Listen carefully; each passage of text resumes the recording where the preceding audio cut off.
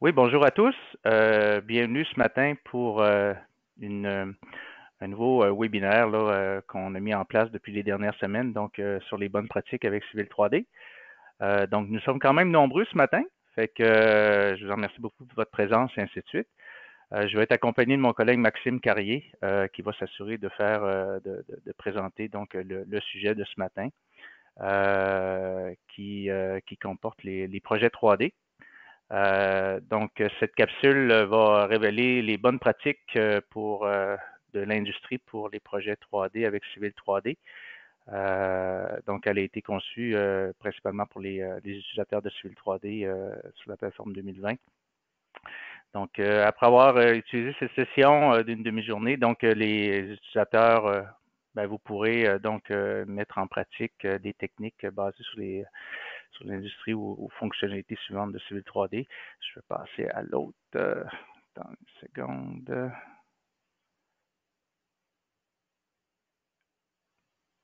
Donc, dans un premier temps, je vais faire juste une petite brève présentation de SolidCAD, qui nous sommes, et présenter l'équipe infrastructure pour le Québec. Et par la suite, ben, je vais donner la parole à Maxime pour qui assure le contenu du webinaire de ce matin là, sur les projets 3D qui va toucher principalement donc sur les créations de surface et division des routes, des rampes d'accès. Euh, voilà. J'attends juste de voir. Bon, voilà. Désolé, j'essaie juste de me familiariser avec l'interface de ce matin. Donc, juste vous présenter rapidement qui nous sommes. Donc, SolidCAD, c'est une compagnie Cancel, bien entendu. Ça a été fondé en 1996 par Michael Coogan. L'entreprise s'est rapidement démarquée comme un leader au Canada dans le domaine de la conception assistée par ordinateur en faisant l'acquisition de plusieurs entreprises jusqu'en 2017 où Cancel et SolidCAD se sont réunis pour former la compagnie SolidCAD, une compagnie Cancel. Donc aujourd'hui, SolidCAD constitue le principal partenaire Autodesk pour le Canada, donc le seul partenaire Platinum qui possède donc une équipe en pleine croissance de plus de 100 employés actuellement à travers le Canada. Donc vous voyez un peu à l'écran donc un peu tout l'historique de la compagnie.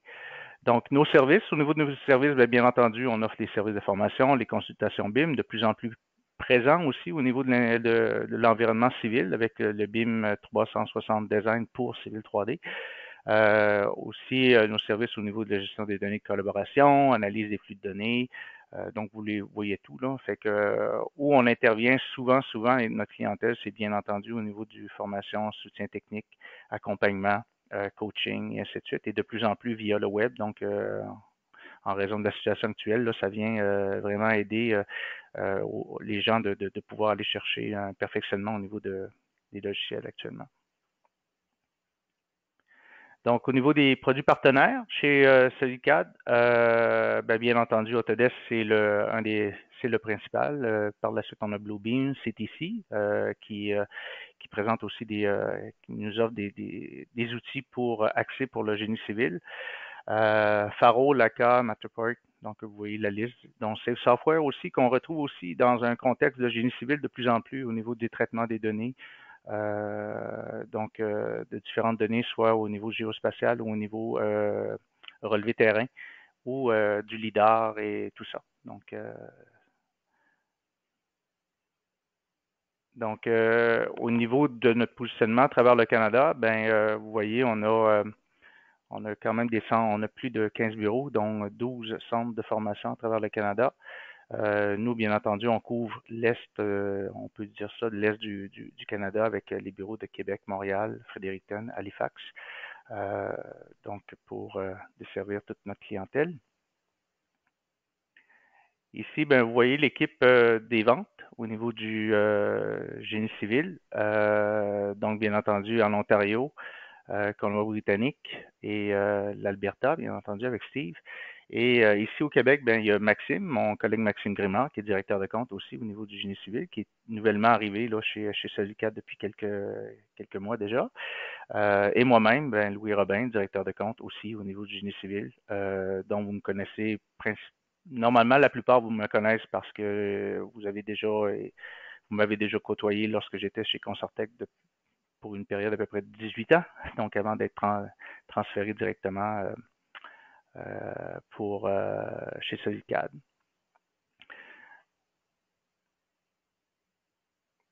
Donc, ici, au niveau de l'équipe technique de génie civil, ben, vous voyez toute l'équipe. Donc, on couvre l'ensemble du Canada, bien entendu. Vous remarquez que nous avons des techniciens dans 4 provinces, puis ils sont appelés vraiment à se déplacer régulièrement donc à travers le pays. Bien entendu, ici, ben, avec le Canada, la langue française et ainsi de suite, ben, Maxime et Martin qui s'occupent de vous, donc en tout temps. Donc Maxime qui est notre spécialiste d'application qui va effectuer le webinaire de ce matin. Donc qui est spécialiste au niveau de civil, Math 3D, InfraWise, FreeCap, Bluebeam. Et Martin Côté, un grand vétéran du Québec, bien entendu, dont la plupart vous connaissez déjà, donc qui œuvre principalement au niveau civil 3D, InfraWorks, Navisworks, Recap et BIM 360.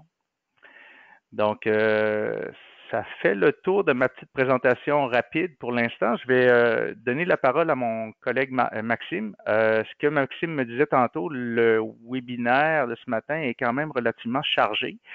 Donc, bien entendu, si vous avez des questions tout au long du webinaire, on va les prendre, on va les voir apparaître, bien entendu, dans notre interface, et ainsi de suite. Donc, n'hésitez pas à poser vos questions. On tentera de répondre à quelques questions durant le webinaire si nous avons suffisamment de temps. Sinon, soyez pas inquiets, on vous revient donc avec les réponses à vos questions par courrier électronique par la suite, accompagné du lien du webinaire de ce matin, puisque le webinaire est enregistré. Donc, je passe tout de suite. Maxime, tu es là? Ouais, OK. swing-moi ça. Regarde, je OK. peux prendre le contrôle. Point note. Et Voilà, je voilà. viens de te le passer. Ouais, tout est beau. Entre-temps, je pense qu'on a un client. On a un client, Karima. Si tu peux valider, Louis, avec le client, je pense qu'il y a une question au niveau de son son, des difficultés. Si Oui, tu peux juste faire des petites OK. validations avec lui. Si tout est beau pour tout le monde, on part. Donc, OK. bonjour, bon matin à tout le monde. Bienvenue à ma présentation, à la présentation sur les cadres, sur les bonnes pratiques de l'industrie au niveau des projets 3D, qu'ils soient routiers ou autres. Parce qu'un corridor, ce n'est qu'une manière parmi tant d'autres pour produire votre design 3D. Peu importe ce que c'est, que ce soit votre tranchée d'excavation, que ce soit vos fossés, que ce soit des rails, nommez-les, il y a une grande quantité de possibilités, pas seulement des routes qu'on peut faire avec des projets 3D. Je me présente. Louis va déjà bien avancer. Je m'appelle Maxime Carrier. Je suis consultant technique chez SolidCAD depuis bientôt 1 an. Je suis expert dans tout ce qui est domaine de la géomatique et bientôt du génie civil, lentement mais sûrement. Je vais être votre présentateur aujourd'hui et Louis va être avec moi, va m'accompagner pour m'aider à répondre à vos questions, pour être certain qu'on arrive à répondre à tout le monde. Les possibles, la présentation a beaucoup de matériel de prévu. Je n'ai que des grandes lignes ici, mais il y a beaucoup de matériel de prévu à couvrir. Donc, si on a de la difficulté à répondre à l'ensemble de vos questions pendant la présentation, n'hésitez pas à les poser quand même. Je vais tenter d'y répondre dans les prochains 24 à 48 heures par email. Un appel à tous, une réponse à tous pour que tout le monde puisse bénéficier de la réponse aux questions. Aussi technique et pointue soit-elle. D'accord? Donc, commençons. Tout d'abord, pour ce qui est des bonnes pratiques, je vais commencer à discuter des méthodes de création. Ce qu'on veut, l'objectif aujourd'hui, c'est de couvrir, oui, des bonnes pratiques, mais des éléments qu'on n'a pas nécessairement l'occasion de voir au sein de nos cours de base. Comme Louis l'a si bien dit, notre job, c'est de faire du coaching puis de la formation puis de l'accompagnement sur des projets avec nos clients. Donc, dans nos formations un peu plus cannées, c'est difficile de voir. Ça fait beaucoup d'informations déjà pour les néophytes, donc c'est difficile de voir tous les aspects un peu plus intermédiaires avancés. Donc, on va essayer de vous teaser un peu, vous avancer un peu sur des méthodes intéressantes de création et d'utilisation intelligente de vos projets 3D. Donc, commencer par des méthodes de création. On va discuter aussi de bonnes pratiques reliées à la création de vos surfaces de corridors. On va travailler avec l'amélioration de vos performances 3D, vos projets, pour des projets de toute taille. Donc, comment bien manager vos performances avec vos projets 3D. Et nous terminons, dépendamment du temps qui nous va nous rester, nous terminerons avec un cas spécifique de création d'un embranchement routier au sein d'un projet, d'un seul et même projet 3D. Tout d'abord, pour créer un projet 3D, on utilise toujours le concept de ligne de base. Donc, que ce soit c'est des éléments généralement linéaires. On parle d'axes, mais on parle aussi depuis la version 2018 de lignes caractéristiques de terrain. Les deux grandes catégories vont être que ce soit axe et profil ou ligne caractéristique de terrain. Parce qu'une ligne caractéristique de terrain, si vous me permettez l'expression, c'est une polyligne 3D sur les stéroïdes. Ça te permet, c'est une polyligne 3D avec un très haut niveau de contrôle des élévations et des points d'intersection, peu importe les vertex, peu importe comment vous les appelez, les points qui composent la ligne. Il y a des utilisations précises. Pourquoi j'utiliserais un par rapport à l'autre? Eh bien, voici les cas. Pour un axe routier, travailler avec axe et profil, c'est l'idéal. Pourquoi? D'ouvrir mon dessin. Pourquoi? C'est parce que l'axe et les profils vous permettent, l'axe étant un objet 2D et le profil étant un objet en Z seulement, vous permet d'avoir un contrôle absolu sur la géométrie de votre élément 3D. Que ce soit à composer des courbes verticales, des courbes horizontales avec des niveaux de précision aigus, des critères de design précis, que ce soit les facteurs K pour les courbes verticales dans le domaine routier ou que ce soit des rayons de courbeux qui doit être respecté en fonction, dans des virages, en fonction de vitesse. Il y a vraiment un avantage majeur à travailler avec le sachant qu'on peut avoir un contrôle absolu. C'est l'idéal de travailler avec axe et profil pour un axe routier. Évidemment, vous le saviez déjà, probablement, ceux qui travaillent depuis de longues dates avec Axe et Profil vont probablement travailler avec Axe et Profil dans tous leurs projets sans savoir les joies de travailler avec les lignes caractéristiques de terrain. Les lignes caractéristiques de terrain vont avoir vraiment leur avantage stratégique lorsque vous allez produire des tranchées d'excavation ou des fossés ou des choses qui méritent un peu moins d'attention au niveau du design 3D. Par exemple, un des désavantages de travailler avec la ligne caractéristique de terrain, c'est qu'il n'y a pas de cours vertical. Toutefois, à peu de choses près, c'est une polyligne à l'intérieur desquelles on peut travailler en 3D très facilement sans avoir à passer par un design relativement complexe à l'intérieur d'une vue de profil. Vraiment beaucoup plus simplifiant. Par exemple, ici, on a pu tracer une simple polyligne 2D sur lesquels on a défini une élévation et dans notre éditeur d'altitude, on a appliqué un sens d'écoulement pour un fossé, pour un fond de fossé, un sens d'écoulement une pente d'écoulement d'1% sur toute sa longueur. Extrêmement simple. On l'a simplement réglé à l'intérieur de ça.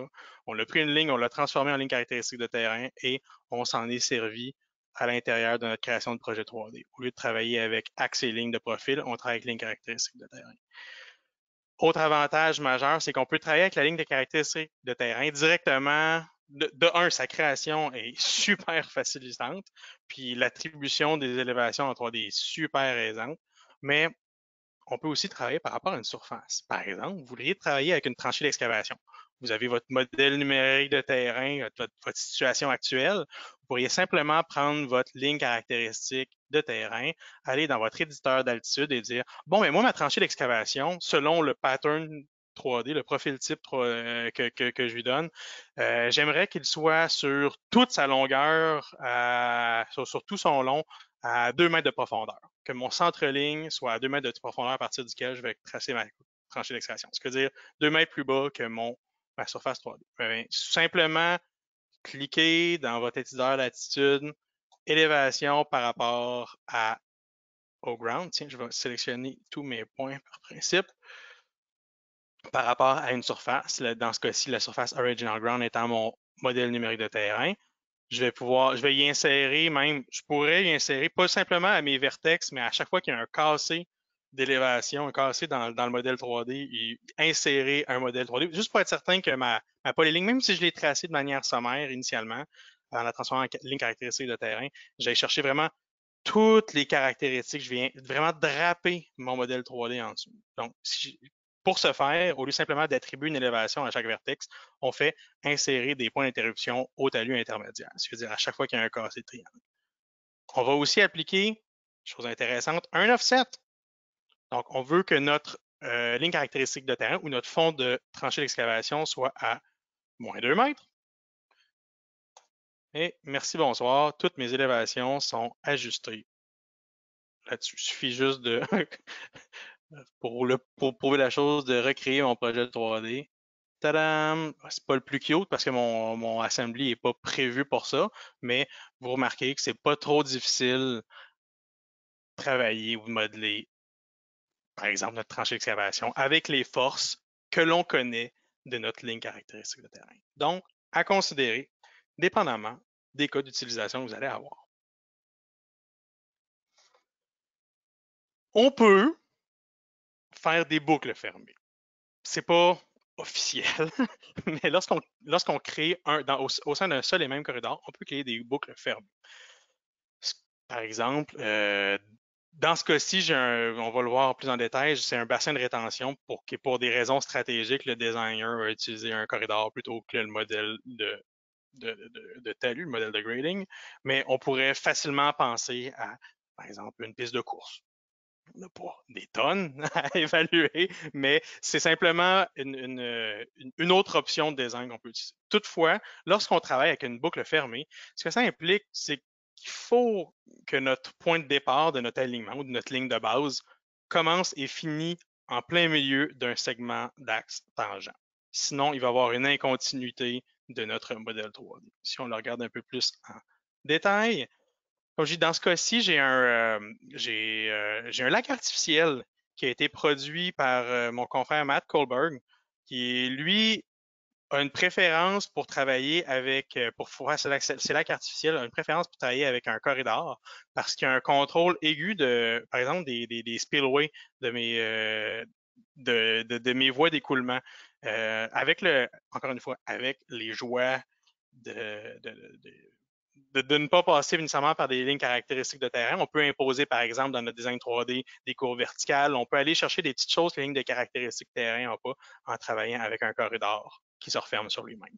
Donc, ce que mon collègue a fait, c'est qu'il s'est fait un profil type de part et d'autre de il s'est fait un profil type qui commence par le plateau et se finit vers en pente fixe vers le modèle numérique de terrain.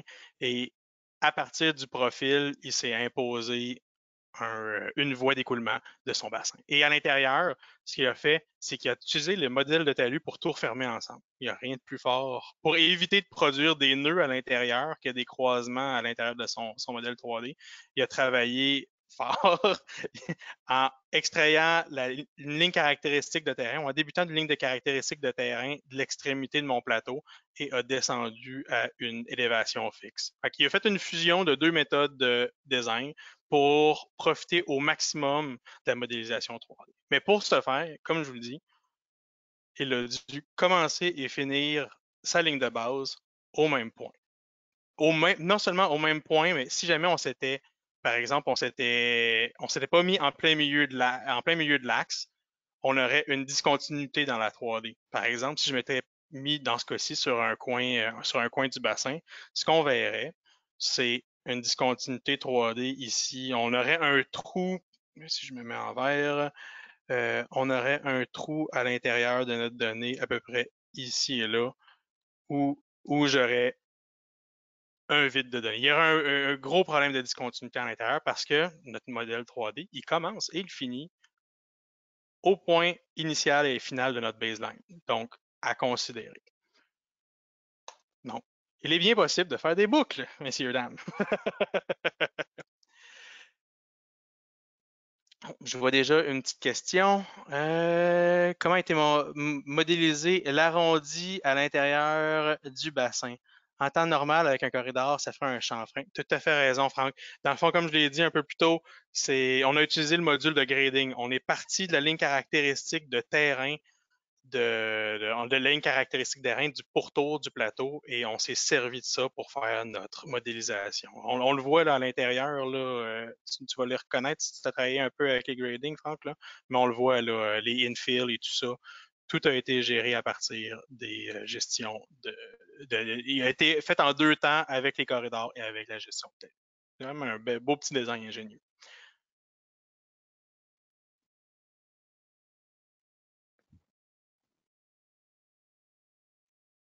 Ensuite, j'espère que c'était bon pour vous. C'est assez intéressant comme application. C'est rare, on s'entend, mais c'est assez ingénieux comme application. Ensuite, au niveau des méthodes de création, il y a des mauvaises pratiques qu'il faut apprendre à corriger. C'est des éléments qu'on voit de base dans nos formations, mais lorsqu'on l'apprend sur le tas, il faut comprendre, on est habitué, surtout lorsqu'on vient d'AutoCAD, d'une pratique qui date d'il y a plusieurs années, voire décennies.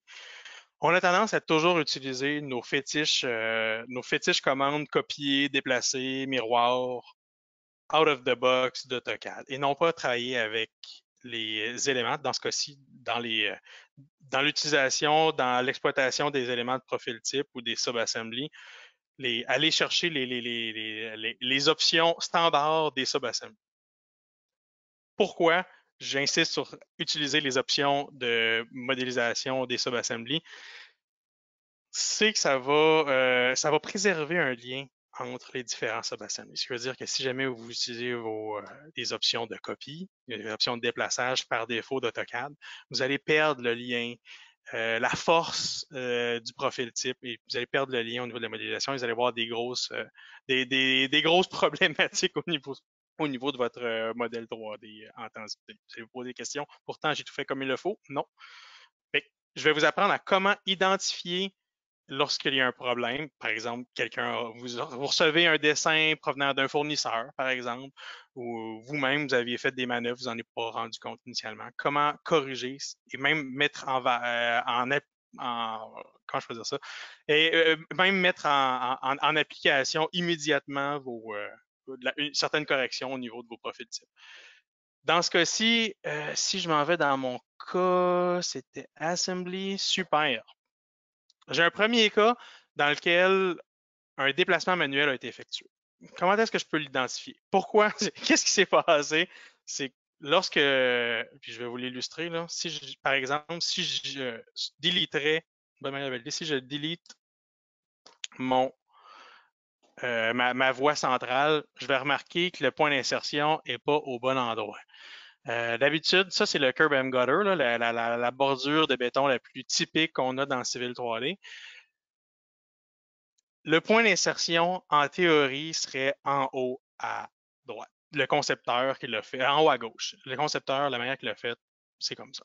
Toutefois, pourquoi il s'est placé ici? C'est que quelqu'un potentiellement a inséré au mauvais endroit a inséré au mauvais endroit le subassembly et s'est dit, OK, le placer par exemple, si je fais effacer le décalage du profil type, c'est placer au mauvais coin, pensant que ça allait se connecter en bas plutôt qu'en haut. Et après, a simplement pris le subassembly et l'a bougé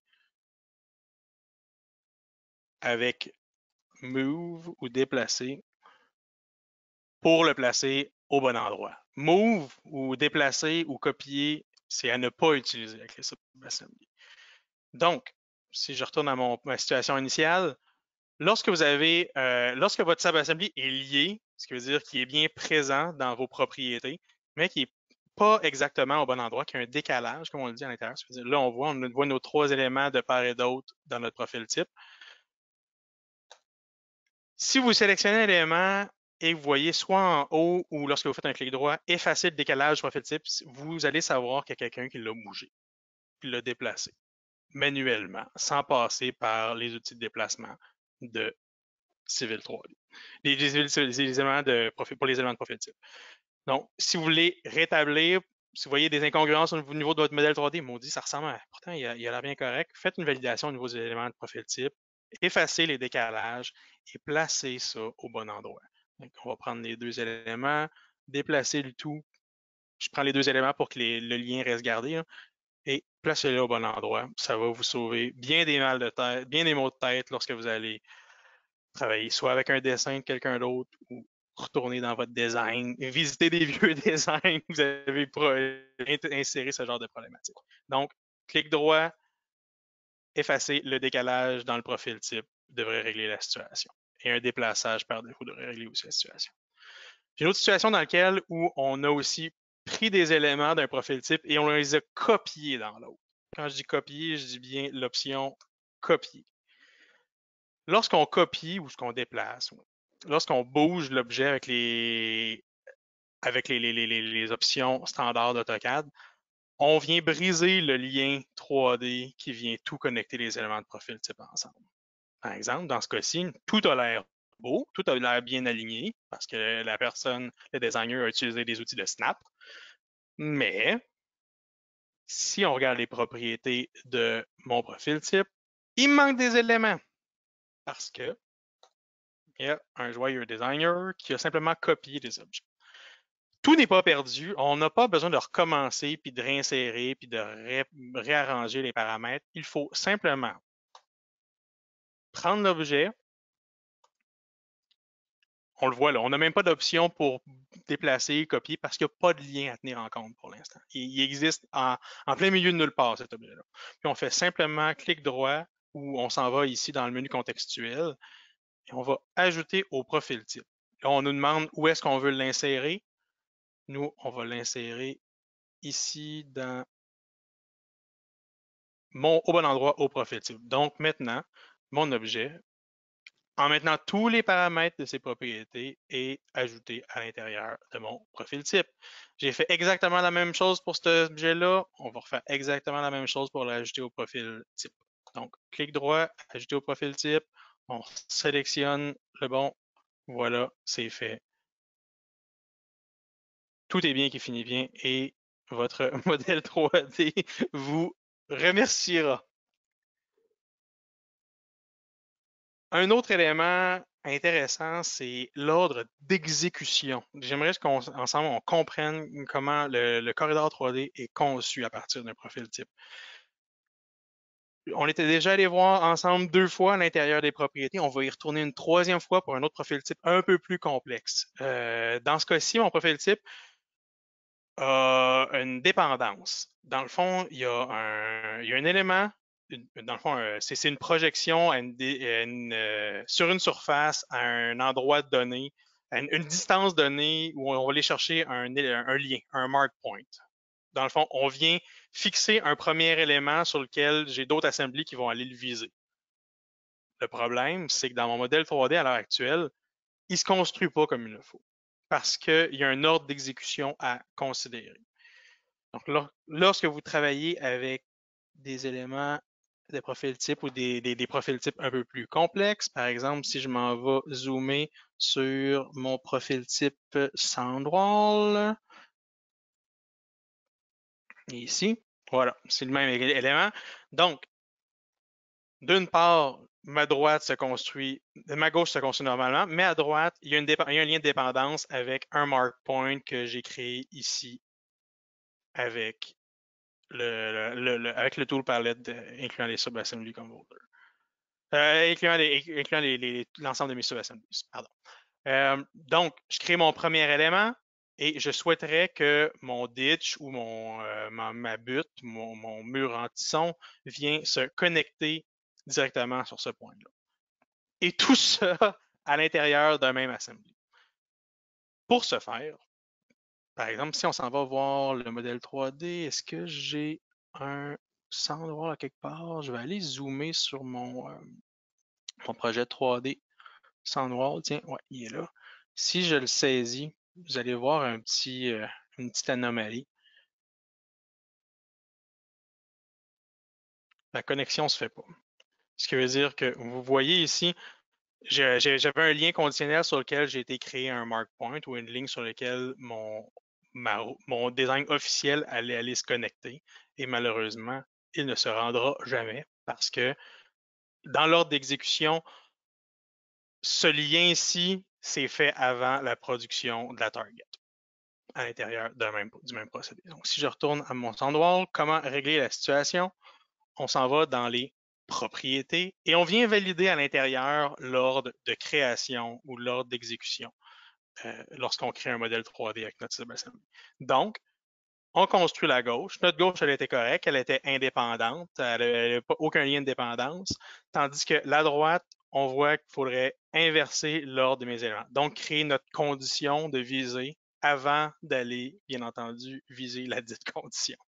Pour ce faire, on peut déjà la changer. Ça, c'est potentiellement l'ordre de création qui a établi ça. Nous, on a simplement à prendre ce groupe d'éléments-là et le déplacer vers le haut. En changeant l'ordre, on vient changer l'exécution et la modélisation de la chose. Donc, en ayant le mark point visé, eh bien, ça va être beaucoup plus facile de le viser après. Une fois que ça c'est fait, on relance la création de notre la recréation de notre projet 3D et tout semble être réglé. Je vais aller valider mon modèle 3D si tout est beau. Et oui, notre lien, notre ditch ou dans ce cas-ci, notre mur anti-son vient bien se connecter à notre point visé. Donc, à considérer, s'il y a de quoi qui cloche, allez valider l'ordre d'exécution à l'intérieur de votre profil type. Ça devrait être assez facilitant au niveau de vos profils types les plus complexes. On va travailler souvent avec... on va souvent voir des anomalies au niveau de la modélisation 3D, dépendamment du design qu'on fait. Les anomalies que j'aimerais qu'on regarde ensemble sont les effets de chute, c'est-à-dire lorsque votre modèle 3D semble tomber jusqu'à l'élévation 0 de part et d'autre de votre dessin et de votre design, et aussi regarder comment bien gérer les nœuds à l'intérieur, par exemple à l'intérieur de vos virages, lorsque vous faites soit de la modélisation de route, la modélisation de tranchée. Bref, lorsque vous tournez un coin où vous avez une courbe moindrement serrée par rapport à la largeur de votre profil type, c'est des choses qui sont à considérer, qui peuvent être facilement corrigées et remodelées à l'intérieur de Civil 3D. Commençons par les effets de chute. Je vais aller dans mon dessin Bow Ties and Waterfalls. Donc, vous voyez ici, j'ai ce qui semble être des anomalies 3D. C'est peut-être bon, mais on va le valider en 3D. J'ai ce qui semble être des anomalies aux deux extrémités de mon design. Allons les valider en 3D.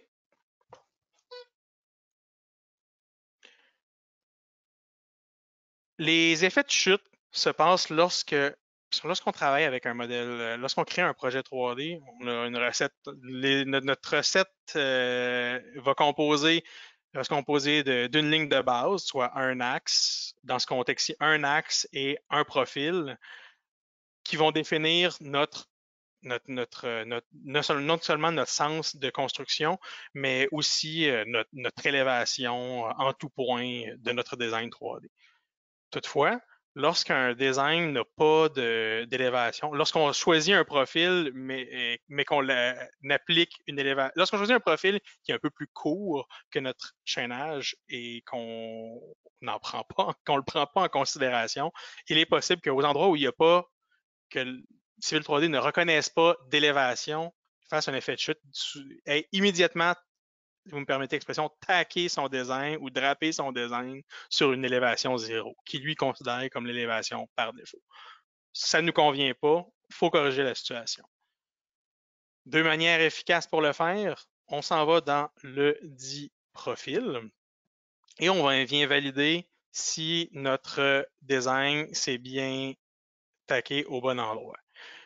Nous, dans ce contexte-ci, comme c'est tellement proche le début de notre profil avec notre surface, c'est probablement dû à un misclick, un problème d'attachement initial lorsqu'on a fait notre design. Fait que simplement, dans un cas ou avec un écart aussi petit, on pourrait simplement aller snapper à l'extrémité de notre surface, notre modèle numérique de terrain, notre design 3D. Il ne devrait pas avoir une très grosse incidence au niveau du modèle 3D et ça devrait régler la situation assez vite de notre design. Tiens, je vais le mettre en reconstruction automatique.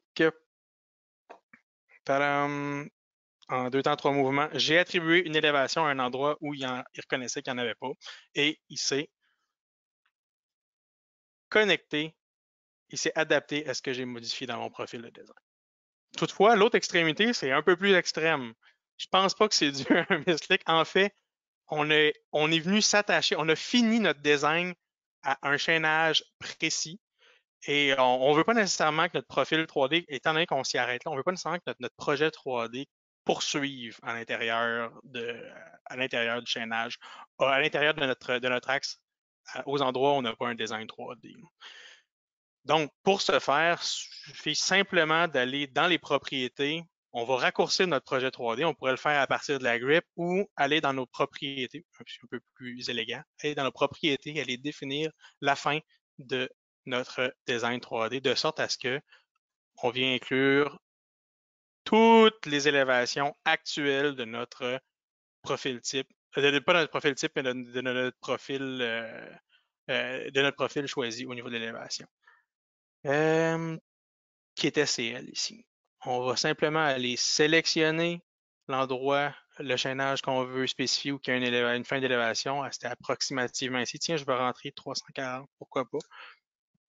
Et en raccourcissant notre modèle 3D, j'ai perdu mon curseur, super. Et en raccourcissant notre modèle 3D, on s'est adapté facilement et efficacement au design qu'on lui a imposé.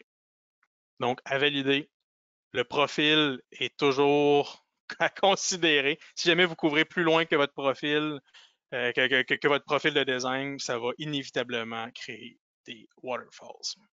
C'est certain. Lorsqu'on vient créer lorsqu'on crée un modèle 3D, on a aussi, si je m'en vais sur, c'était quoi? C'était corner. Ouais. Lorsqu'on travaille avec un modèle 3D, inévitablement, on va avoir des nœuds. Plus on fait un pattern, un profil type qui est large, plus il va y avoir un croisement à l'intérieur de nos éléments. À l'heure actuelle, mon dessin gère automatiquement ce que moi je vais appeler des nœuds. Ce qui veut dire qu'ici, là, il va toujours pousser à ne pas avoir un overlap entre les différentes portées de mes deux éléments d'axe. Pour illustrer mon propos, je vais changer mon profil type à une berme plus standard, incluant une entrée en terre. Tadam! Voici un contexte où j'ai un overlap dans mon modèle 3D. Ça va se passer. C'est sûr que ça va se passer. Surtout lorsque vous travaillez avec des entrées en terre. Par défaut, depuis les dernières versions, lorsque vous allez à l'intérieur de vous pourrez le setuper directement à partir de votre template, de voir si ce n'est pas déjà défini par défaut, mais à l'intérieur de votre fenêtre d'outils, sous paramètres, sous projet 3D, vous allez avoir une option pour effacer automatiquement les nœuds. Effacer automatiquement les nœuds, c'est bon, c'est même vraiment bon, mais c'est pas magique. Donc, à valider, si vous voulez bien avoir un overlap et gérer manuellement vos nœuds, vous avez à simplement aller venir désactiver ces paramètres-là. La gestion automatique des nœuds se fait, sauf lorsqu'il y a une entrée en terre. Là, vous voyez, j'ai simplement passé, j'avais deux designs de berme. Il y en a un qui était simplement le top de le top de ma berme, le top, on va dire le plateau de ma berme. Puis j'ai simplement changé mon profil type pour un profil type avec une entrée en terre et ça a tout bousillé. Pourquoi ça l'a fait? C'est que mon entrée en terre est variable. Ce que Civil 3D n'arrive pas à corriger. Donc, du moment que vous avez un élément de profil type qui est variable potentiellement en tout point de votre modèle 3D. Et le Civil 3D sera incapable de produire une correction automatique de nœuds. Pour ce faire, si vous voulez corriger manuellement vos nœuds, ce que vous devriez faire, vous allez simplement sélectionner votre corridor et dans les outils de votre projet 3D, vous avez dans les outils de projet 3D, vous allez avoir un bouton pour supprimer les nœuds. Pour procéder, on sélectionne, le logiciel veut isoler le coin qu'on veut évaluer ou qu'on veut corriger. Si c'est à l'intérieur d'une courbe, vous auriez le premier segment droit d'une courbe et le dernier segment droit d'une courbe à sélectionner avant d'aller sélectionner un point d'intersection. Moi, dans ce cas-ci, j'ai un exemple très simple. J'ai une ligne droite, donc je sélectionne l'élément d'axe qui est ici, je sélectionne le prochain élément d'axe et je viens sélectionner le point d'intersection choisi. Dans ce cas-ci, je vais aller chercher, on veut que tout se centre, tout se corrige, on veut pas d'intervalle, on veut pas d'overlap entre mes éléments ici. Là. On veut que tout se pivote sur le coin de mes deux entrées en terre. Et une fois que je valide, tadam! On vient de corriger la situation. C'est la même chose pour les virages, pour les éléments courbés. Lorsque vous avez des virages trop courts avec des éléments prophétiques qui vont trop loin, vous allez avoir des croisements, puis vous pouvez corriger ainsi vos nœuds. Toutefois, la correction des nœuds est pas automatique. En ce sens où le coin que je viens de sélectionner est loqué à un endroit ou à une coordonnée. Si je venais à déplacer mon axe, par exemple, et à reconstruire mon projet 3D, allô? Je vais recréer mon projet 3D, il va se rappeler l'ancienne position de mon nœud et il va toujours tenter d'étirer le modèle 3D pour corriger l'overlap par rapport à l'ancien point. Donc, à considérer lorsque vous venez à modifier, à chaque fois que vous avez fait des corrections de nœuds, vous les manuelles et vous les modifiez le tout par après, vous allez devoir retourner dans vos options et sous le bouton éliminer des nœuds, on a rétablir les nœuds.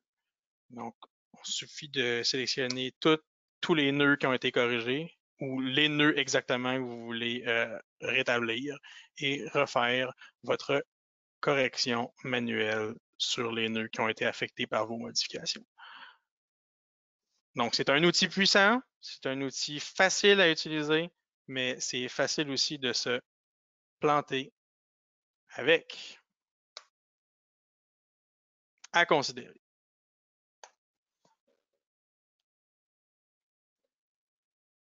Qui dit projet dit surface 3D dynamique. La plupart d'entre vous utilisent déjà les surfaces 3D pour soit des représentations, peut-être les passer dans un modèle 3D InfraWorks, ou faire vos calculs de volume on ne peut plus standard, ou avoir un modèle 3D final incluant votre modèle numérique de terrain et votre nouveau design.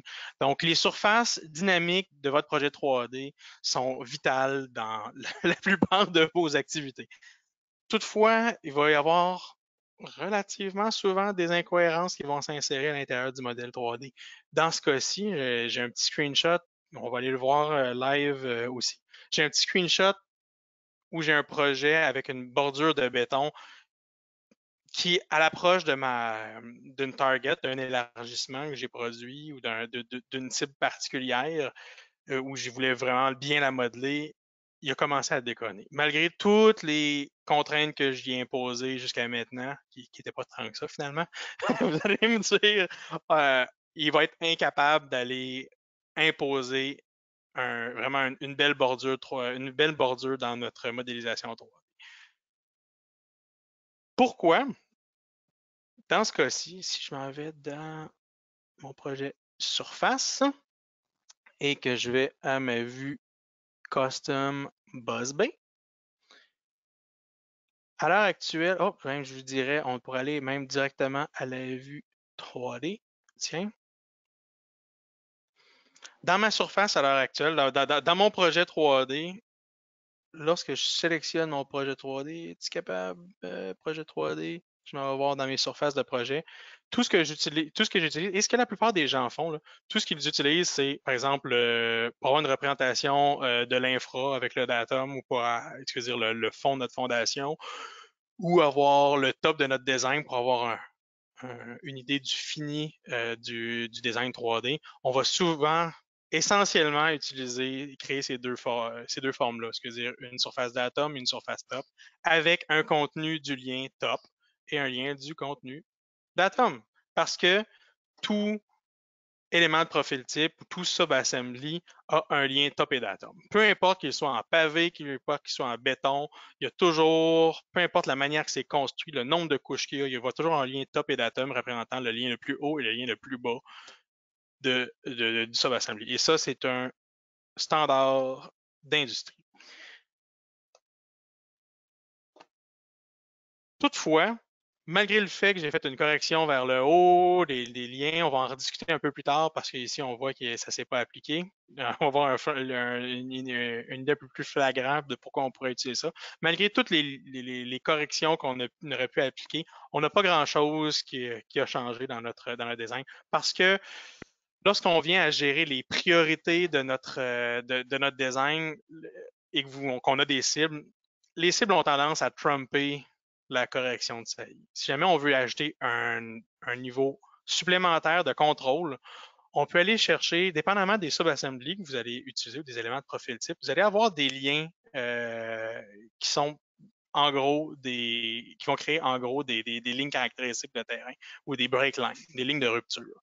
Ces lignes de rupture-là vont être, dans ce cas-ci, le bord de ma coulée de béton, le coin de ma bordure de béton, le top de ma bordure de béton. Et à partir de ces trois lignes-là, une fois que je les impose, si je m'en vais chercher les lignes en plus du top, je rajoute des lignes caractéristiques de terrain.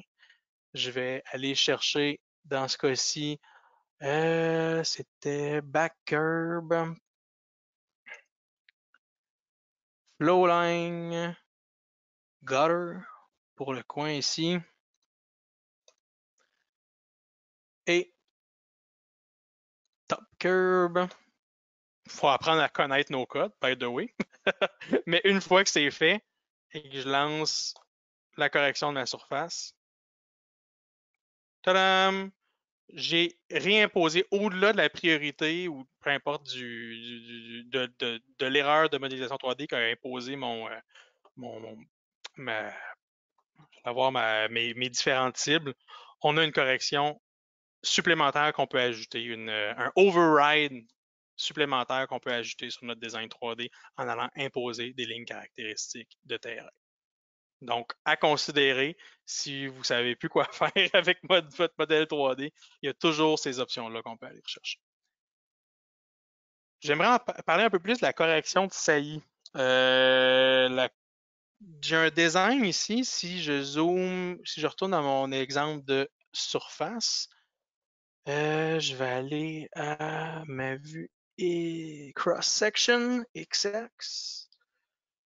J'ai un cas ici typique où j'ai voulu produire, tout à l'heure on a essayé de produire, on a réussi à produire une surface top, mais là, mon prochain projet, c'est d'aller chercher le fond de ma fondation. Dans le fond, je veux savoir quelle est la surface de mon design si j'enlevais tout élément que je veux bouger. Ce que je veux dire, par exemple, qu'est-ce que j'ai à rajouter? Mon béton, mon gravier, mon mon MG56, mon MG112, peu importe ce que je veux rajouter, mes différentes couches de pavé. Tout ce que dans le fond, ce que je veux savoir, c'est avant avant design final, avant apposer n'importe quel autre matériel, quelle est la surface d'excavation avec laquelle je dois travailler. Et malheureusement, si on travaille avec différents profils types qui s'overlappent un par-dessus l'autre, des différents éléments, vous allez avoir des difficultés à avoir votre fond. Parce que, comme je l'ai dit, tout élément de profil type a un code top et un code datum. Dans ce cas-ci, on va travailler avec le code datum.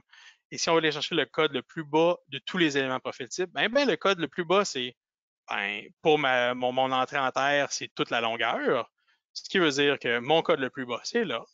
Après ça, si je m'en vais dans l'ordre d'exécution de gauche à droite, mon code le plus bas va être celui du début de la base de ma bordure de béton. Ensuite, si je continue, hey, on revient à mon autre élément de profil type, mon code de plus bas, il est là. Puis après ça, on pourrait avoir une grande quantité d'overlap, pas d'overlap, mais de zigzags si jamais on complexifie la chose avec des handrails ou des choses comme ça. Vous allez rapidement vous casser la tête à essayer de trouver, à définir un fond efficacement. Si on veut exploiter davantage aller avoir un contrôle absolu sur le fond ou le top de notre surface 3D, on va simplement aller sélectionner dans le volet des propriétés de Main Street. Non, je vais sélectionner mon corridor, je vais aller voir ses surfaces et je vais aller y imposer une correction de saillie. Vous voyez, je l'ai déjà imposé ici, mais en gros, lorsque j'impose une correction de saillie, il y a probablement beaucoup de gens qui le font par défaut parce qu'ils l'ont appris toujours de le mettre. Ils n'ont peut-être pas compris en arrière le fondement de la chose.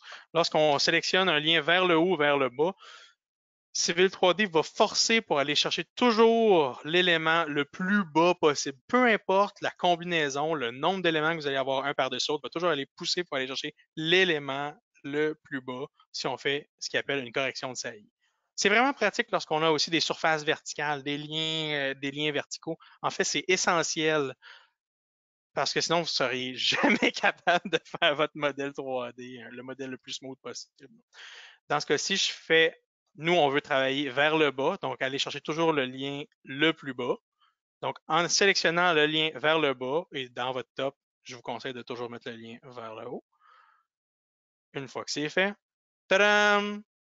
On vient de supplanter toute autre condition et on vient passer absolument en tout point au lien le plus bas de mon assembly. Donc, en 2 temps, 3 mouvements, vous avez le fond effectif de votre surface. Il n'y a pas des tonnes de choses à discuter au niveau des surfaces de projet 3D, comme il y a énormément d'aspects dynamiques reliés à ça, puis il y a énormément de dépendances reliées à ça.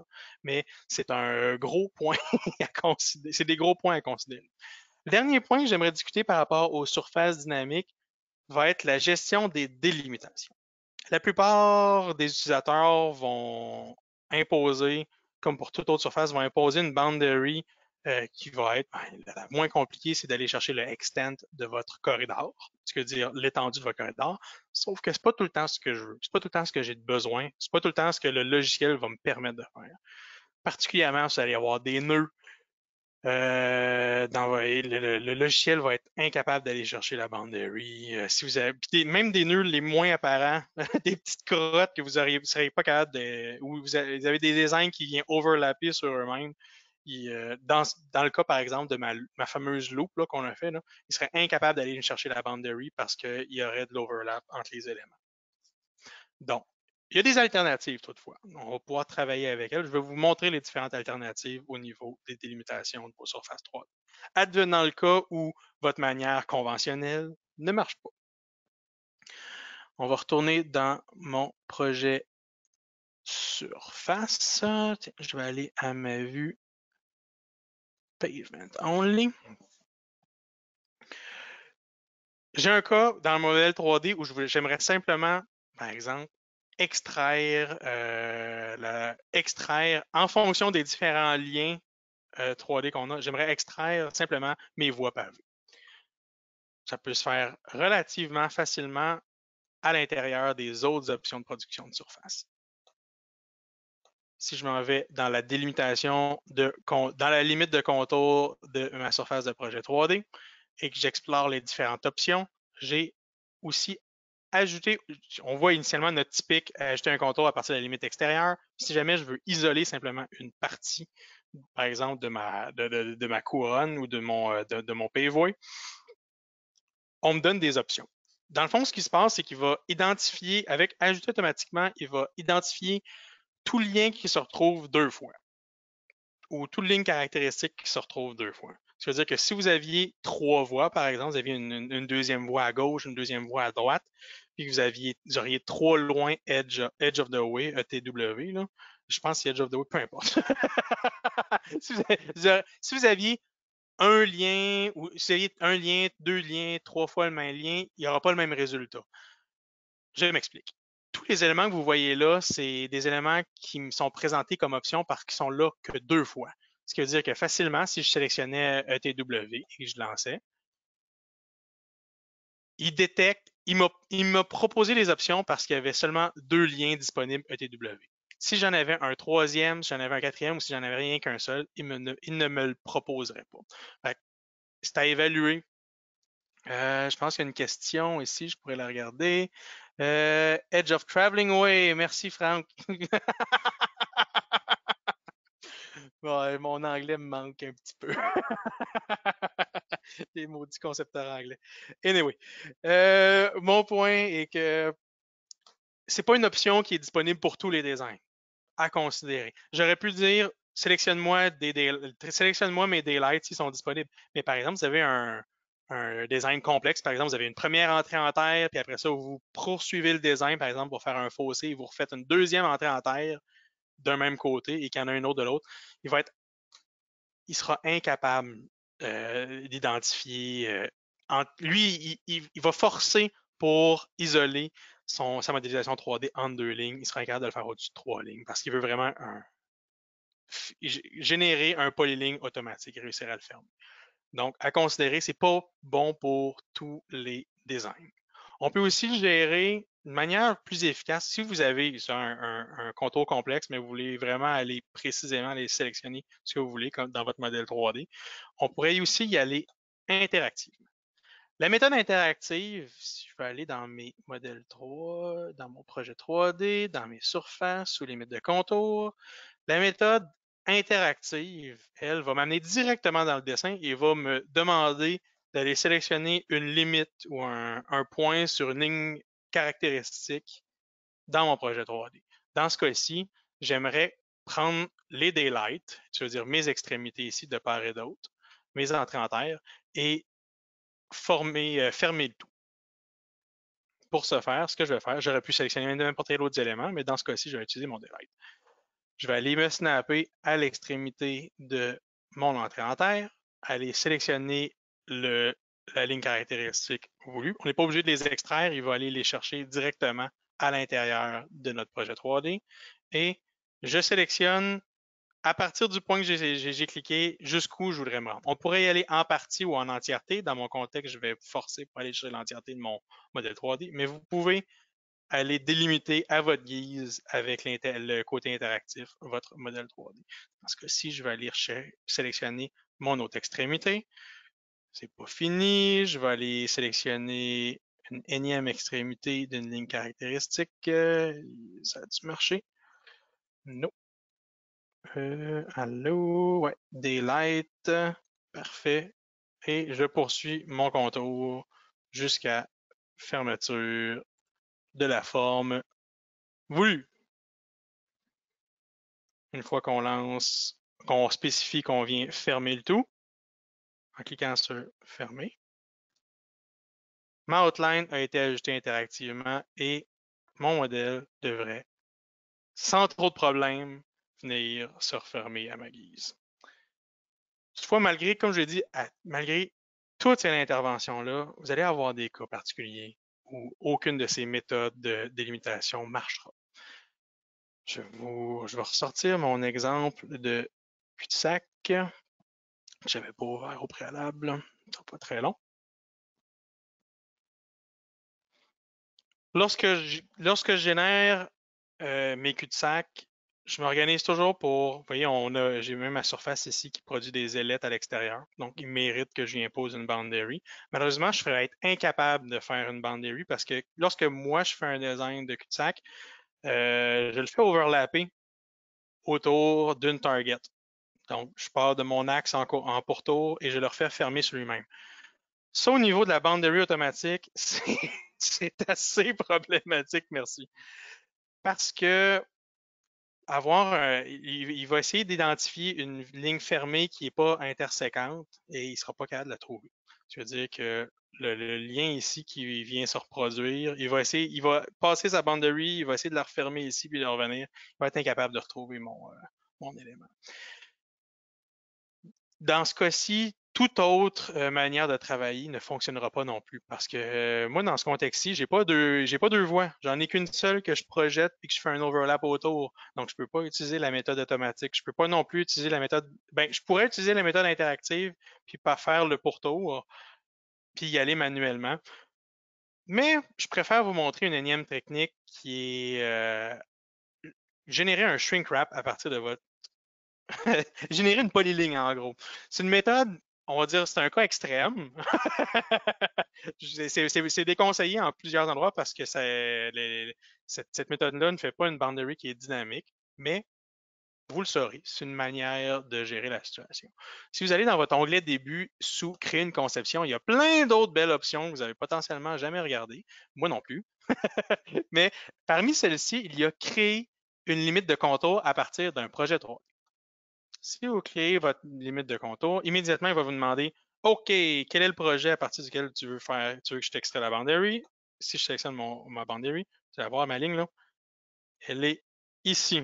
Donc, tel que l'oracle a parlé, ma boundary reconnue par Civil 3D de ma surface vient se refermer sur elle-même et vient s'overlapper, ce qui est extrêmement problématique au niveau de la gestion 3D des pourtours de surface. Notre manœuvre n'est pas finie. Je vais vous montrer une petite astuce AutoCAD 101. Si j'isole l'élément sélectionné, qui était ma ligne de pourtour, et que je lance la commande F-Poly, F-Poly ou B-Poly en anglais permet d'aller extraire le contour d'une polyligne.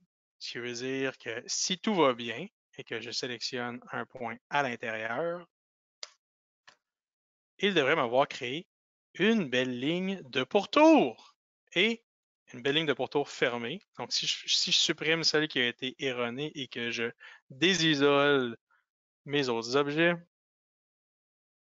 je devrais avoir une belle polyligne 2D qui va pouvoir me permettre de produire mon contour.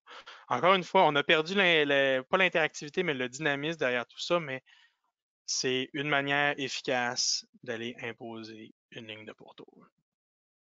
Donc, si je viens l'appliquer ici, ajouter à partir d'un polygone, c'est-à-dire une polyligne, dans ce cas-ci une polyligne fermée, et que je sélectionne ma polyligne,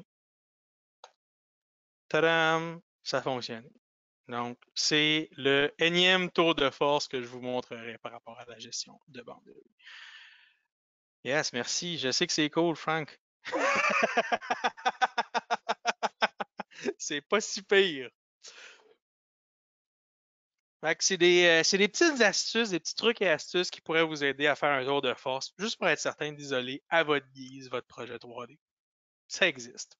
À considérer, toutes ont des avantages et des désavantages et des conditions pour pouvoir s'appliquer, bien entendu. Parlons des performances 3D. Je m'attends à ce que d'entre vous, il y ait des projets de toute taille. Même pour un même utilisateur. D'un petit quartier résidentiel à des corridors routiers de plusieurs dizaines, quinzaines de kilomètres. J'en passe. J'en ai à voir de toute taille. Et malheureusement, ça va avoir des impacts différents à considérer lorsqu'on vient à travailler en 3D à l'intérieur de notre projet civil 3D. Ce que je veux dire, c'est que, par exemple, il y a.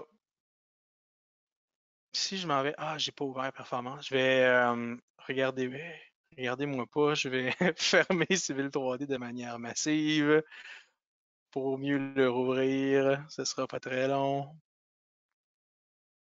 Yes. C'était trop. Excusez-moi, j'essaie d'être efficace. Et non pas lâche. On dit efficace. Je vais sortir mon dessin performance. Parce que qui dit performance dit travailler avec un seul dessin, hein? On s'entend? Je vais vous montrer un projet de quelques kilomètres de long, avec un profil type. On ne peut plus standard, mais lorsqu'on commence à projeter le profil type avec une fréquence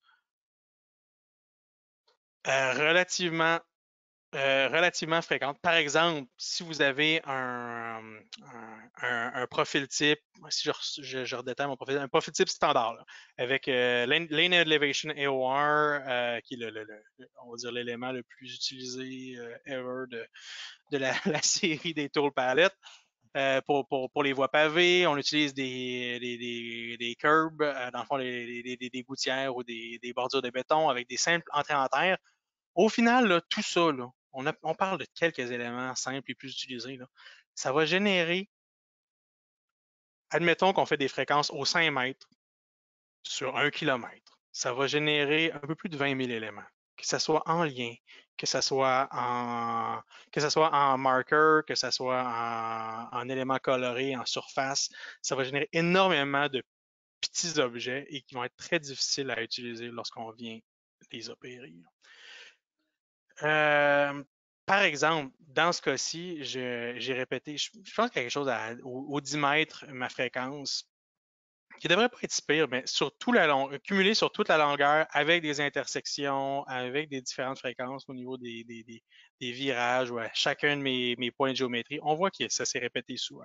Ça va correspondre à beaucoup d'objets lorsqu'on va venir aller pivoter en 3D. Pour vous le visualiser, là, si je lance mon visualisateur d'objets simplement avec mon modèle 3D, puis je le spin une première fois, vous allez voir, il va avoir. Moi, écoutez, ceci n'est pas la lenteur de GoToWebinar, ça le fait pour moi aussi. J'ai énormément de ralentissement au niveau de la visualisation de notre projet 3D. C'est vraiment, vraiment pénible de travailler avec. Pourquoi? C'est parce que j'ai gardé premièrement, notre modèle 3, c'est pas notre modèle 3D qui est problématique, mais tous les éléments que j'essaie d'orbiter.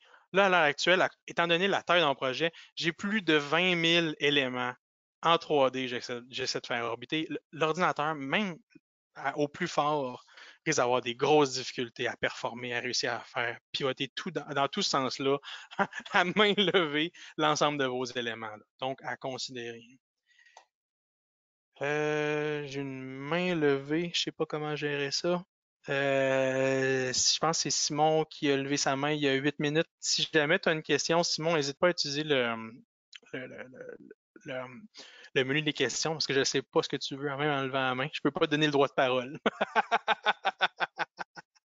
Essayez, posez la question, n'hésitez pas, puis je vais essayer d'y répondre autant que possible. Bon, retour à mon mouton. Si vous posez la question, je vais y répondre. N'hésitez pas. Qu'est-ce que je disais? Oui, donc, si je veux optimiser la performance de notre projet 3D, que ce soit dans la visualisation du projet ou dans la reconstruction, pour vraiment m'éviter d'avoir des lenteurs à l'intérieur de la gestion de mon projet 3D, on peut le faire on peut approcher la question de plusieurs aspects.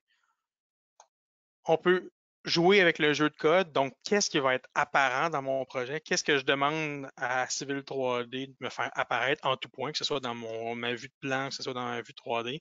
On va jouer aussi à ajuster nos fréquences. On va isoler des régions de travail et on va diviser en plusieurs dessins. Ce que j'adore dire. Diviser pour mieux régner, c'est hautement applicable à l'intérieur de Civil 3D. Donc, regardons chacun de ces aspects-là. Pour commencer, les jeux de code. À l'heure actuelle, si je sélectionne mon modèle 3D, vous voyez ici, là, j'ai une panoplie de jeux de code qui sont disponibles. Je vais fermer ça du bon bord. Super. OK. Excusez-moi, j'avais un petit problème avec l'interface de GoToWebinar. À l'heure actuelle, je fais apparaître tous les codes. C'est-à-dire tout élément ponctuel, tout élément linéaire, tout élément de surface apparaît et est répété à toutes les fois que je fais une fréquence. Je me suis fait je vous encourage à avoir un jeu de code qui s'appelle Top Only, que vous pouvez appeler Top Only, à l'intérieur duquel, si vous n'avez jamais, excusez-moi l'expression, bisouné ou tinkeré avec les jeux de code, sont très faciles à les trouver. C'est sous ma fenêtre d'outils, dans les paramètres, sous mes styles de jeux de code, vous allez avoir tous les jeux de code qui sont disponibles et très utile si vous travaillez avec InfraWorks en passant, mais je ne terminerai pas là-dessus.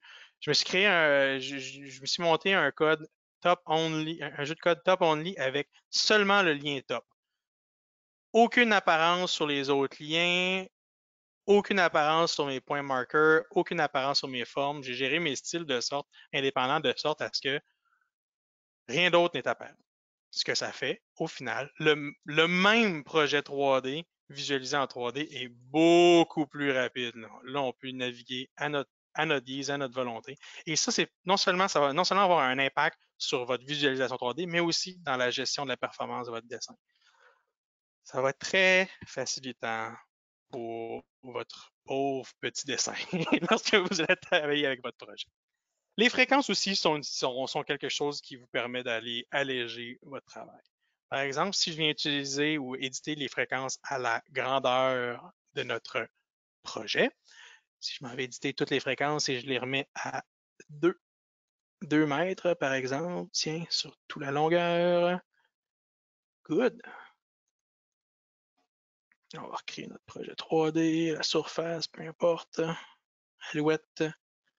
C'est relativement long, la reconception à toutes les fois, parce que je lui demande d'en faire plus. C'est inévitable. Et ça ne changera pas si vous changez votre style d'apparence, malheureusement. Donc, la fréquence va avoir un objet, va aussi avoir une importance sur l'efficacité. Non seulement la lenteur dans la recréation de votre projet, mais aussi lorsque vous venez à modifier ou à bouger. Vous voyez, j'ai un léger lag. Quand je commence mon pan, après ça, c'est pas si mal, mais quand je commence mon pan, il y a toujours un blocage. C'est parce qu'il y a une difficulté avec les performances, avec l'accélération graphique, d'aller chercher tout le potentiel, d'aller tout pivoter en même temps avec mon modèle 3D.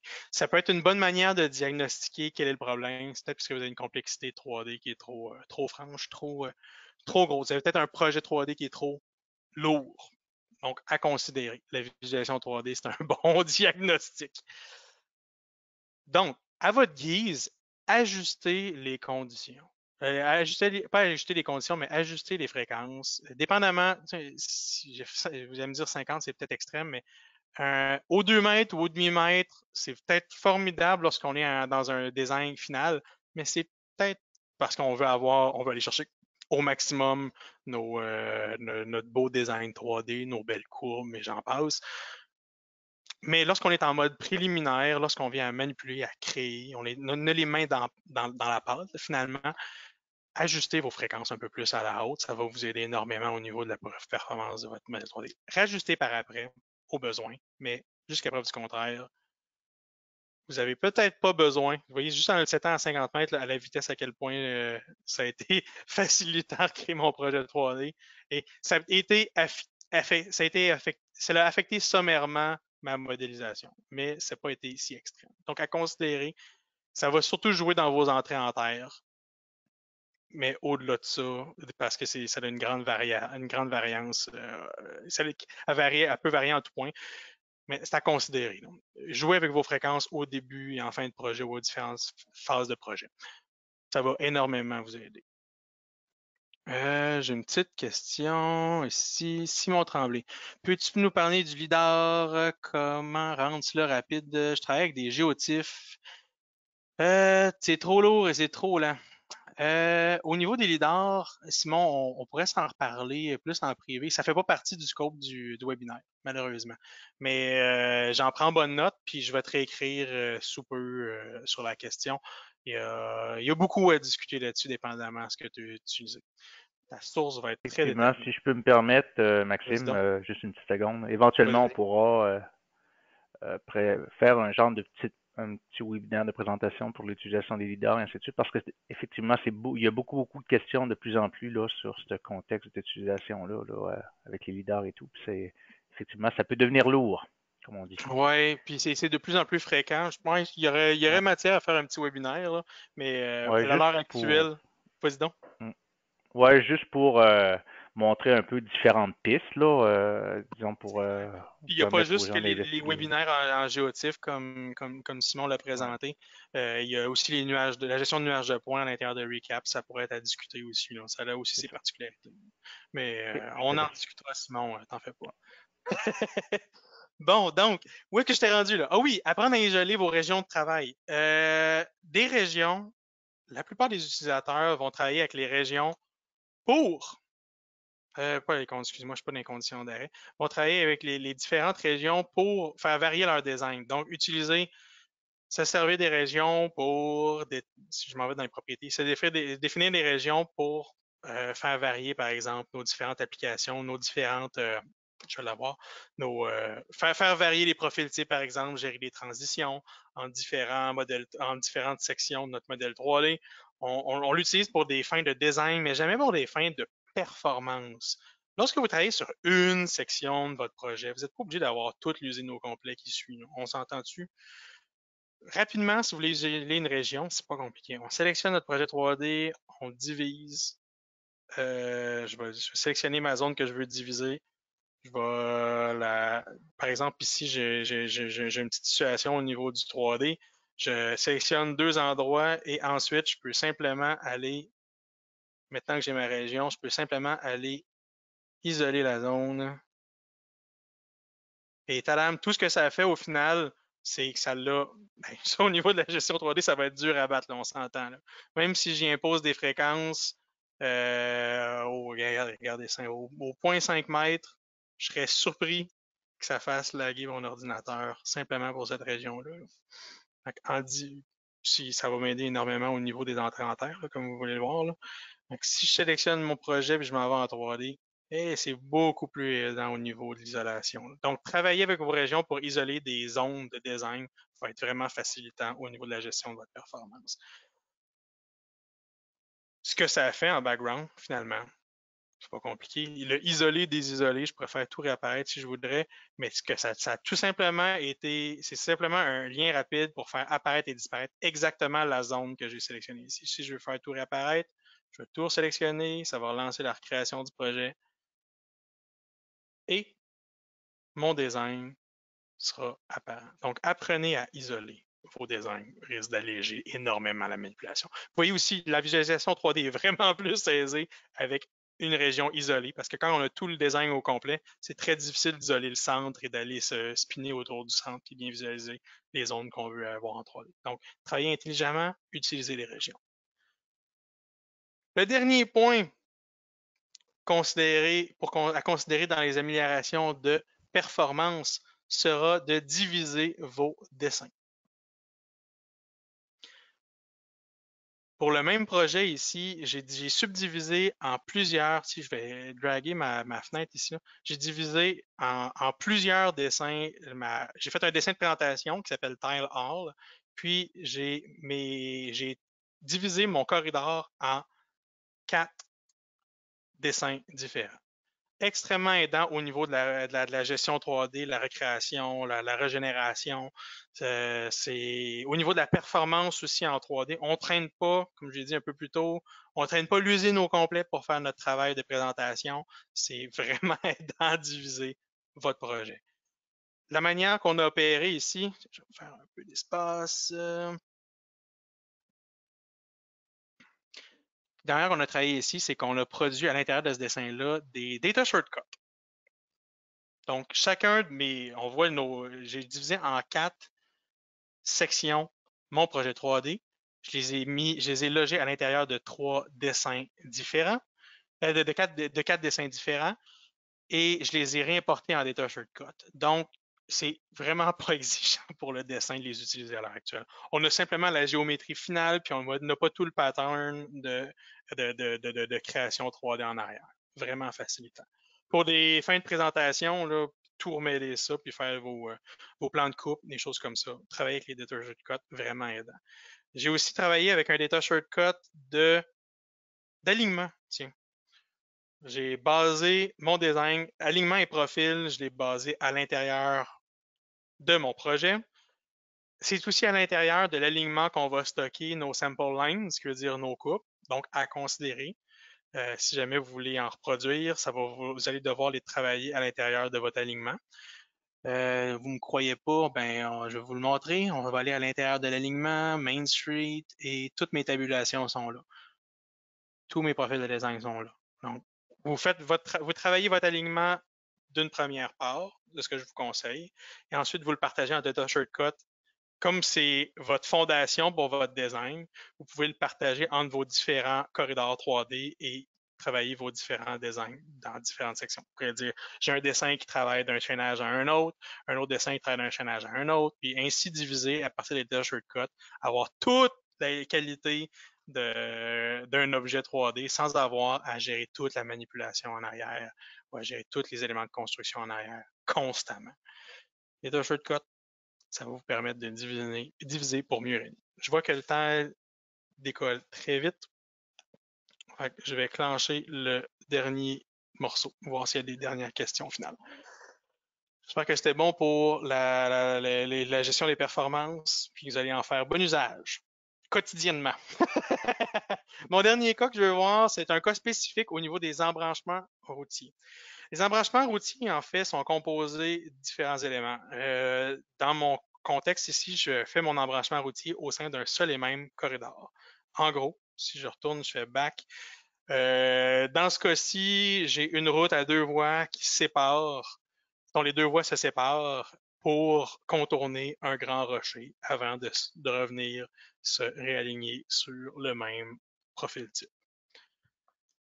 Donc, lorsque je procède, j'ai plusieurs astuces de création, notamment overlapper, travailler avec 2 lignes de base différentes, évidemment. Qui dit 2 embranchements dit 2 lignes de base. J'ai une ligne de base principale qui va être notre ligne de base qui va être suivie sur tout son long et qui va être utilisée surtout lorsque je vais travailler dans les zones avant le début de l'embranchement ou avant les transitions. Je vais faire des zones de transition avec 2 régions ici, une basée sur une ligne de base et l'autre basée sur l'autre ligne de base. Ici, dans mon cas, si je suis mon axe Main Street et l'autre qui était je pense, Second Road, si je suis mon axe Main Street, c'est simplement un assembly qui va éventuellement venir avec un entrée en terre et des bordures, mais pour l'instant, c'est simplement, on travaille comme si c'était une prolongation avec un étirement des deux éléments. Là. Par exemple, ça va être un peu plus clair si je vais vous le montrer en 3D. Ah, je n'avais pas ouvert le dessin, ce sera pas très long. C'était Split and Ramp. Good. Dans mon modèle 3D, en gros, je dirais, j'ai environ 1, 2, 3, 4, 5, 6, 7, 8 régions. Donc, j'ai le début de mon corridor, qui est la straight line, avec respectant un sens d'écoulement de part et d'autre. J'ai une zone de transition comprise de 2 régions, chacune. Donc, une qui va suivre la main line ici, et l'autre qui va venir s'attacher, qui va se poursuivre selon mon design et venir s'attacher ici en target. Il va se targeter l'extrémité sur mon embranchement principal pour ensuite se séparer ici, indépendamment sur 2 sub-assemblies complètement différents mais relativement semblables, avec des entrées en terre à part entière. Dans mes astuces, arrangez-vous pour avoir un overlap des 2 alignements. Vous allez avoir 2 baselines, excellent.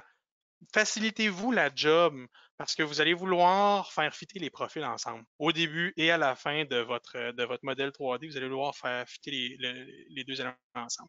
Dans ce cas-ci, moi, vous voyez, ma ligne en bleu, c'est ma main line, puis la ligne en rouge, vraiment en gras, c'est ma secondary road. Si je sélectionne mon objet, vous allez voir que j'ai imposé 2 points de géométrie bien distincts. Donc, un pour faire mon départ, peu importe où ce que ça se poursuit, et l'autre vraiment à l'endroit de l'intersection où il va y avoir un split. Pourquoi je ferais ça? C'est parce que là, je ferais mon design en 2 parties. Je ferais mon design de la Main Street avec mon profil, avec mon profil de design pour la Main Street jusqu'à temps que je retourne à mon point initial. Et ensuite, je me servirais du profil de design et je le projetterais dans mon autre dessin de profil type. Dans mon autre dessin de design pour la secondary road. Je ne sais pas si vous comprenez. Là. En projetant, on voit comme on a un overlap ici, dans cette section-là, dans ce chaînage-là, on va être capable de déterminer, hey, si je veux bien, on va être capable de déterminer les élévations à partir duquel le sens et aussi la manière la plus smooth possible d'avoir une transition là, entre mes deux, à mon embranchement, puis entre mes deux segments routiers. Donc, en travaillant avec un overlap, vous allez pouvoir sans problème importer votre route principale à l'intérieur, on va dire votre première route à l'intérieur du profil de design de votre seconde route et pouvoir intégrer de la manière la plus smooth possible votre deuxième rampe, votre deuxième route. Puis évidemment, arrangez-vous pour qu'à l'intérieur de votre style de vue de profil, vous faisiez apparaître vos points de géométrie de sorte à voir où est-ce que le split débute ou finit, simplement. Donc, overlap, très important. Travailler justement avec deux régions de transition distinctes, de sorte à ce que de sorte à ce que dans la région de transition, une région dépende de l'autre, simplement. Ensuite, gérer indépendamment. Il suffit de gérer indépendamment chacune de vos routes avec leur propre entrée en terre. Ça devient d'une simplicité extrême. Puis on gère ça, on gère le design que vous voulez. Si vous voulez des élargissements, si vous voulez des axes de décalage, si vous voulez créer même pas des embranchements, mais des intersections. Vous gérez ça comme des projets, pas des projets, mais des régions indépendantes, des projets indépendants, mais tout ça au sein d'un seul et même projet 3D en gérant vos régions indépendantes. Donc, c'était les petites astuces pour mon cas pratique. Je vois que la formation, le webinaire tire à sa fin. Il ne reste que 5 minutes. Avez-vous des questions? J'en ai une. Question. Non. Tout est où? C'était leader. OK, parfait. Je pensais que j'avais raté quelque chose. Il n'y a pas de stress. Si tout est beau, je vais vous souhaiter une excellente journée. Je suis vraiment content que vous soyez en grand nombre pour notre présentation. Au nom de toute l'équipe infrastructure, merci d'avoir assisté à la présentation. Puis n'hésitez pas à nous contacter. J'ai mis dans les handouts, dans la section handouts de GoToWebinar, les slides que je viens de vous présenter. Donc, si jamais vous voulez un petit reminder, vous pouvez les télécharger directement à partir de l'interface GoToWebinar immédiatement aux dernières nouvelles. Et sinon, n'hésitez pas à nous contacter si vous voulez des coachings ou vous voulez un coup de main de notre part. Je vais laisser le mot de la fin à Louis. Oui, bien sûr, je suis là. Fait que j'essaie de me familiariser avec l'interface parce que c'était la première fois que j'utilisais GoToWebinar, fait que j'ai eu un petit peu de fun. Fait qu'effectivement, il y a eu quelques questions. On va vous revenir dès que possible là, avec réponse aux questions, bien entendu. Et concernant les leaders, on va aussi vous partager le vidéo de l'enregistrement. Okay. Je vais répondre à vos. Je vais vous renvoyer le lien vidéo dès qu'il est renderé, là, dès qu'il est processé. Je vais vous l'envoyer par email à tous les participants. Tu peux y aller, oui, excuse-moi. Bon. OK. Bon, c'est bien. Fait qu'écoutez, vous voyez, on a un autre webinaire qui est prévu le 28 avril prochain, donc sur les réseaux de canalisation gravitaire et sous pression. Et bien entendu, toute une autre série là, que vous voyez un petit peu plus tard, fait que un petit peu plus bas. Fait que ici, si je peux partager, voilà, ça c'est les coordonnées de l'équipe infrastructure. Fait que si vous avez quoi que ce soit comme question ou vous voulez communiquer avec nous, ben voici nos coordonnées. Fait qu'hésitez surtout pas. Fait que ça, en espérant que vous avez apprécié la présentation de Maxime ce matin parce que c'était quand même très, très, très complet. Fait qu'hésitez pas à communiquer avec nous. Fait qu'on au nom de toute l'équipe infrastructure, ben on vous remercie beaucoup de votre présence de ce matin. À la prochaine. Merci. Au revoir.